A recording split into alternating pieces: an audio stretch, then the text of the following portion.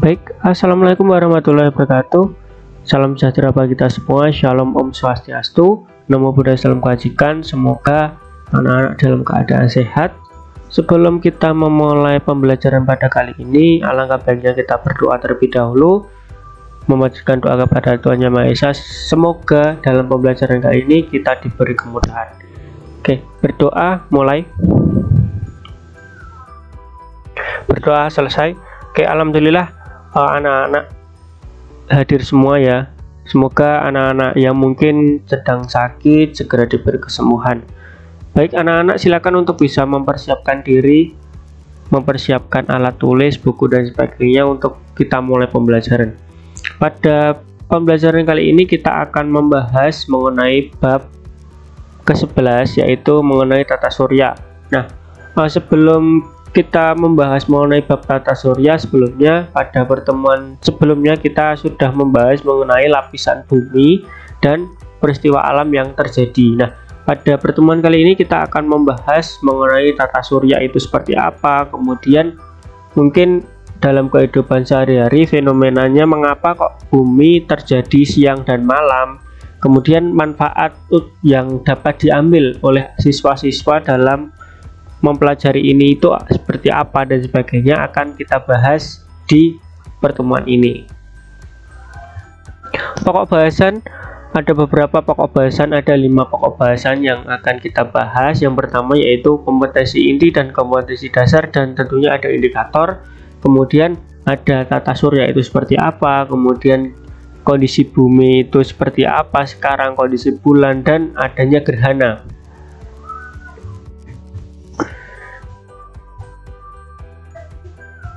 Nah, untuk KI dan KD dan indikator, kompetensi dasar yaitu kita 3.11 di mana menganalisis sistem tata surya, rotasi dan revolusi bumi dan bulan, dan serta dampaknya bagi kehidupan di bumi.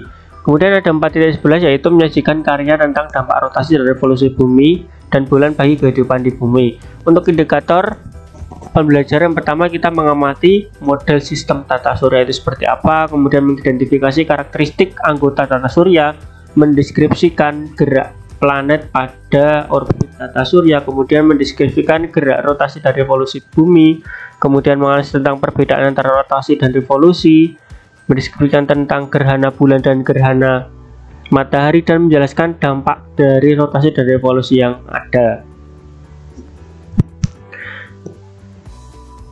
Baik, keterpaduan pada IPA terpadu yaitu pada bab tata surya. Pada kali ini saya menggunakan tipe coordinated, di mana tipe coordinated ini merupakan suatu tipe yang dapat menghubungkan konsep satu dengan konsep lainnya. Nah, di sini saya melakukan keterpaduan dengan menggunakan 3 disiplin ilmu. Yang pertama yaitu ada bidang fisika, kemudian ada bidang kimia, dan tentunya ada bidang biologi.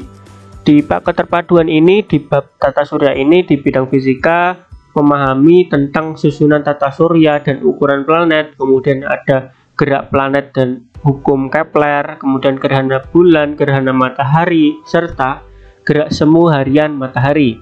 Kemudian di bidang kimia memahami tentang susunan kimia penyusun planet dan benda langit.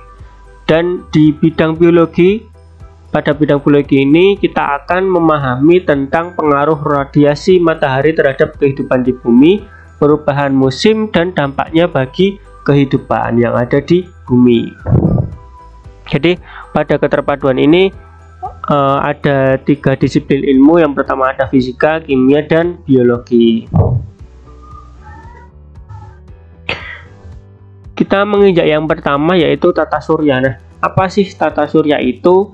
Jadi tata surya ini merupakan suatu susunan dari benda-benda langit yang terdiri dari matahari sebagai pusat tata surya, planet-planet, komet, meteorit, dan asteroid yang mengelilingi matahari. Bidang edarnya yaitu bidang edar planet-planet yang mengelilingi bumi. Bidang edar pada planet bumi disebut bidang eliptika. Nah, di sini ada komponen tata surya Yang pertama yaitu ada planet yang pertama yaitu ada Merkurius, Venus, Bumi, Mars, Jupiter, Saturnus, Uranus, dan yang terakhir yaitu ada Neptunus.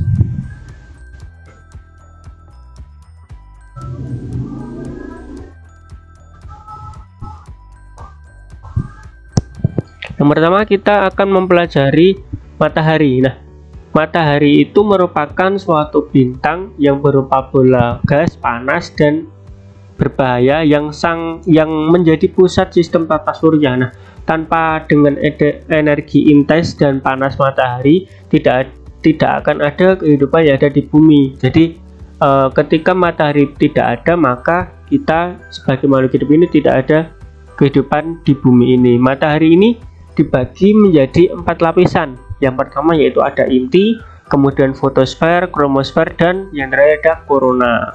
Kemudian ada planet dalam. Di planet dalam ini merupakan planet di mana benda langit yang tidak dapat memancarkan cahayanya sendiri. Planet hanya memantulkan cahaya yang diterima dari bintang. Nah, planet dalam disebut juga dengan adalah planet yang letaknya dekat dengan matahari, berukuran kecil, memiliki sedikit satelit atau tidak sama sekali, berbatu terestrial sebagai besar, terdiri atas mineral tahan api seperti silikat yang membentuk kerak dan mantelnya, serta logam seperti besi dan nikel yang membentuk intinya. Selanjutnya yaitu ada planet luar, di mana planet luar ini disebut juga dengan planet Jovian, di mana planet Jovian adalah planet yang letaknya jauh dengan matahari, berukuran besar, memiliki banyak satelit, dan sebagai besar tersusun dari bahan ringan seperti hidrogen, helium, metana, dan amonia. Planet-planet dalam dan luar dipisahkan oleh serbuk asteroid. Planet luar terdiri dari Jupiter, Saturnus, Uranus, dan Neptunus. Sedangkan di planet dalam itu selain Jupiter, Saturnus, Uranus, dan Neptunus.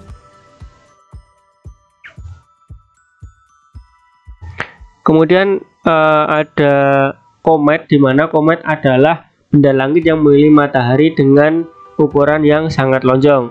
Komet ini terdiri atas debu, partikel batu yang bercampur dengan es, metana, dan amonia.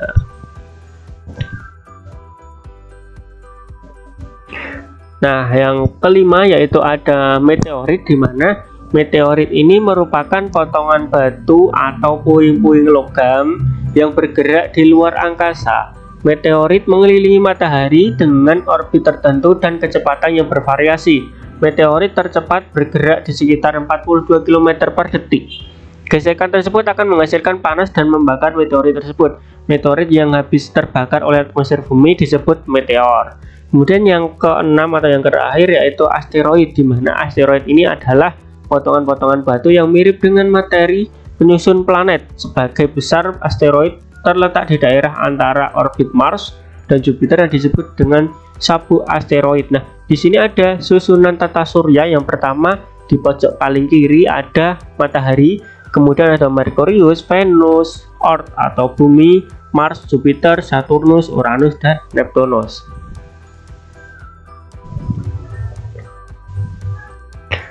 Kemudian ada kondisi bumi. Bumi ini merupakan urutan yang ketiga ya. Bumi ini merupakan tempat tinggal kita, di mana bentuk bumi ini telah dilihat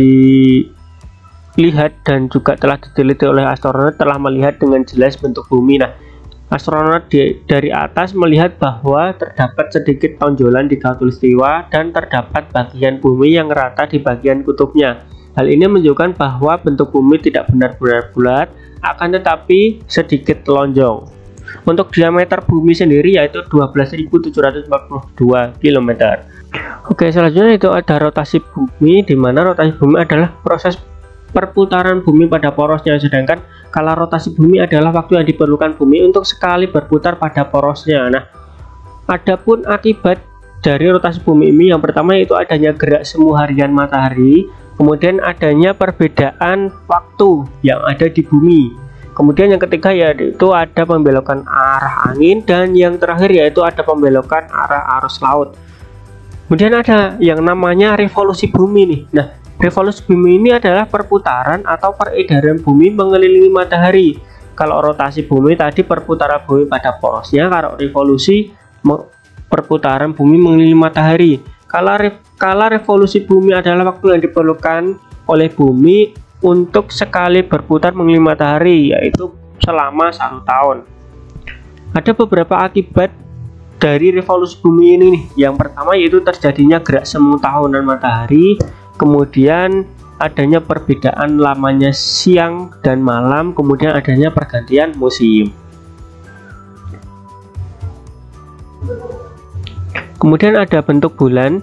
Bulan ini berbentuk bulat mirip seperti planet, di mana permukaan bulan berupa dataran kering dan tandus, banyak kawah, dan juga terdapat pegunungan dan dataran tinggi. Nah, di sini juga ada dampak dari pergerakan bulan, diantaranya yaitu terjadinya pasang surut air laut, di mana pasang ini merupakan suatu peristiwa naiknya permukaan air laut, sedangkan surut adalah peristiwa turunnya permukaan air laut. Kemudian di pasang ini ada pasang purnama dan ada pasang perbani, di mana pasang purnama ini dipengaruhi oleh gravitasi bumi dan terjadi ketika bulan purnama. Kemudian pasang perbani yaitu ketika permukaan air laut turun sederhananya. Pasang ini terjadi pada saat bulan kuartir pertama dan kuartir ketiga. Kemudian ada 2 pembagian bulan. Yang pertama itu bulan sideris dan bulan sinodis.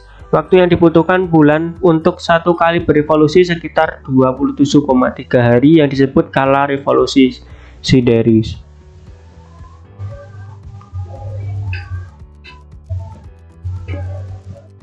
Kemudian di sini ada fase bulan nih.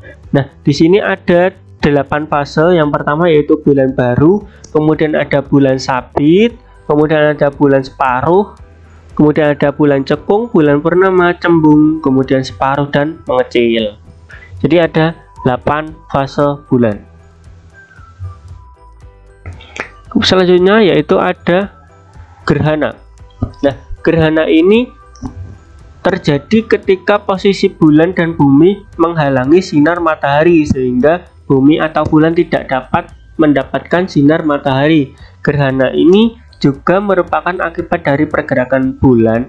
Ada 2 jenis gerhana. Yang pertama yaitu ada gerhana matahari, dan yang kedua yaitu ada gerhana bulan. Kita kupas satu persatu. Yang pertama yaitu ada gerhana matahari, di mana gerhana matahari ini akan terjadi ketika bayangan bulan bergerak menutupi permukaan bumi. Posisi bulan berada di antara matahari dan bumi, dan ketiganya terletak dalam satu garis. Gerhana matahari terjadi pada waktu bulan baru akibat ukuran bulan lebih kecil dibandingkan bumi atau matahari.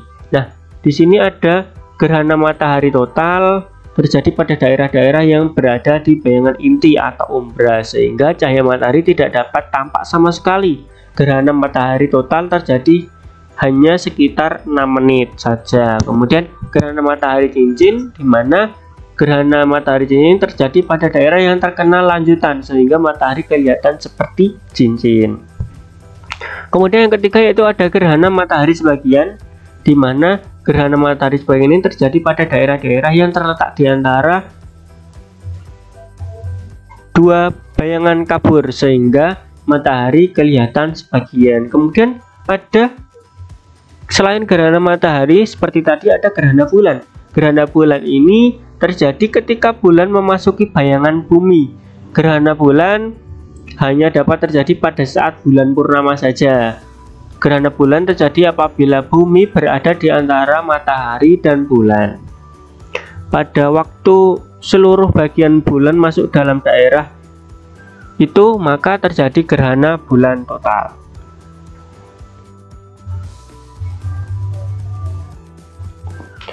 Terima kasih. Mungkin cukup sekian video pembelajaran pada kali ini. Selanjutnya nanti akan ada LKPD, kemudian nanti akan ada penugasan mengenai hasil karya tulis tentang dampak dari adanya tata surya ini. Mungkin cukup sekian yang dapat saya sampaikan. Terima kasih atas perhatiannya. Jangan lupa mengerjakan tugas. Assalamualaikum warahmatullahi wabarakatuh.